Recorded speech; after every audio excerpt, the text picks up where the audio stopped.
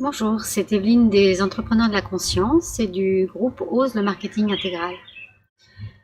Alors aujourd'hui, je voulais faire une vidéo spéciale concernant cette notion de bien et de mal, surtout dans un contexte où Facebook est en ce moment énormément décrié, notamment concernant l'utilisation de nos données. Donc on va regarder ça tout de suite, je vais te donner certains éléments pour avoir une compréhension plus large de ce que c'est que ce réseau social.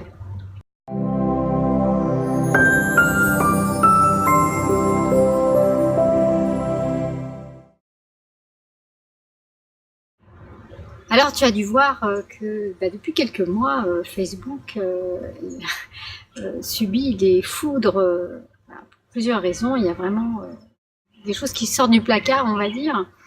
Et donc c'est vrai que les gens prennent conscience que Facebook, c'est pas tout rose et que en fait les données qu'on met dans Facebook sont utilisées de manière pas toujours éthique. Voilà, donc ça fait réagir beaucoup de gens. Alors, est-ce que pour autant c'est mal?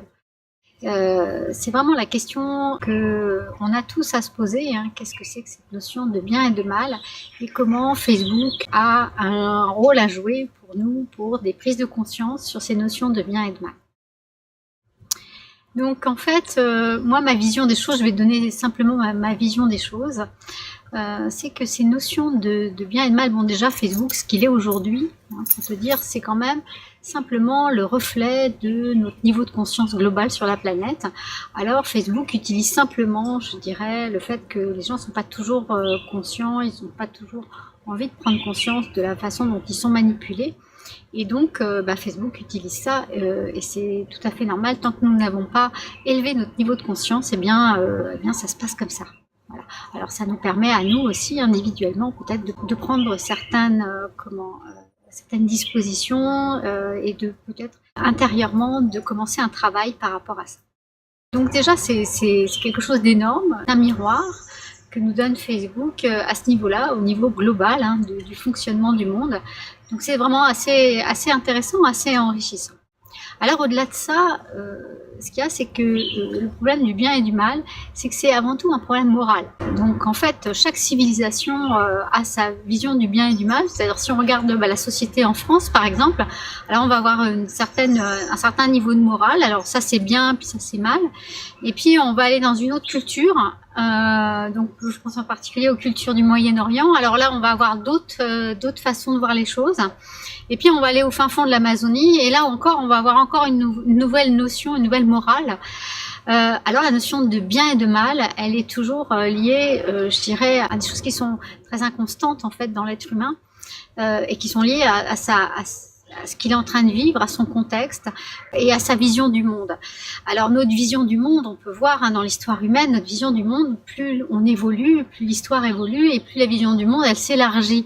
Alors la morale, elle évolue aussi avec l'histoire du monde. Si on voulait regarder les notions de bien et de mal, par exemple, dans une société du Moyen-Âge et la société d'aujourd'hui, alors on a quelque chose de très très différent. Donc ces notions de bien et de mal, c'est toujours à prendre avec des pincettes parce que en fait, c'est pas du tout, on n'est pas du tout dans quelque chose de vrai. Finalement, on est dans quelque chose qui prend le pouls, la température d'une société à un moment donné. Voilà. Alors ça ne peut être que ça au niveau de la morale. Et puis il y a la notion de bien et de mal aussi au niveau du mental, au niveau de notre réflexion en fait. Alors je ne sais pas si tu es comme moi, mais quand j'étais au collège, au lycée, eh bien, on faisait ce qu'on appelle des dissertations. Alors, dissertation, et donc thèse, antithèse, synthèse. Donc, globalement, tu prends une affirmation, voilà, thèse, tu vas démontrer, donc avec ton mental, tu utilises tout ton mental, toutes tes connaissances, etc. Tu vas démontrer que c'est vrai. Et puis après, tu fais antithèse. Et là, tu reprends tout le truc, puis tu démontres que c'est faux. Et après, tu fais une synthèse. Alors que ça peut être certaines fois vrai, certaines fois faux. Donc c'est pour te dire en fait que le mental, il est capable sur une même chose de dire c'est bien, de dire c'est mal. Sur la même chose, il va contredire. Alors, à partir du moment où quelque chose, ça peut être à la fois bien et mal, ben, c'est ni bien ni mal, en réalité. Donc en fait, c'est ça qu'il faut vraiment regarder, et regarder que finalement, du coup, tout ça, de regarder ça et de voir ça, en fait, c'est un très bon exercice pour revenir dans l'unité, finalement. Hein, c'est-à-dire que cette notion où, en fait, quand on est au-dessus du bien et du mal, c'est ni bien ni mal, hein, c'est l'unité.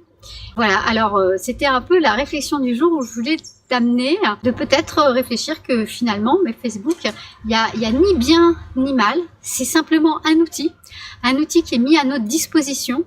Et puis, en fait, simplement en fonction de l'intention, de l'attention qu'on va y porter, de ce qu'on va mettre dedans, nous, dans cet outil, alors on va le transformer différemment. Alors, je pourrais prendre un parallèle, par exemple un couteau. Hein. Un couteau, ben, ça peut être quelque chose qui fait beaucoup de mal, hein, qui va blesser quelqu'un. Mais ça peut être aussi quelque chose qui fait, je veux dire, par exemple, quelque chose d'extraordinaire. Par exemple, faire une œuvre d'art, une sculpture de fruits, par exemple, magnifique. Alors, le couteau en lui-même, c'est pas le couteau qui est bien ou mal, hein, c'est la façon dont on a utilisé les choses. Et bien là, c'est pareil. Alors, voilà, je t'invite vraiment à prendre cet outil comme quelque chose qui va te permettre d'aller vraiment très très loin à l'intérieur de toi et puis aussi à l'extérieur de toi dans le développement de ton activité. Voilà. Alors je te dis à très bientôt pour une nouvelle vidéo. Je te souhaite une excellente journée ou une excellente soirée. À très bientôt.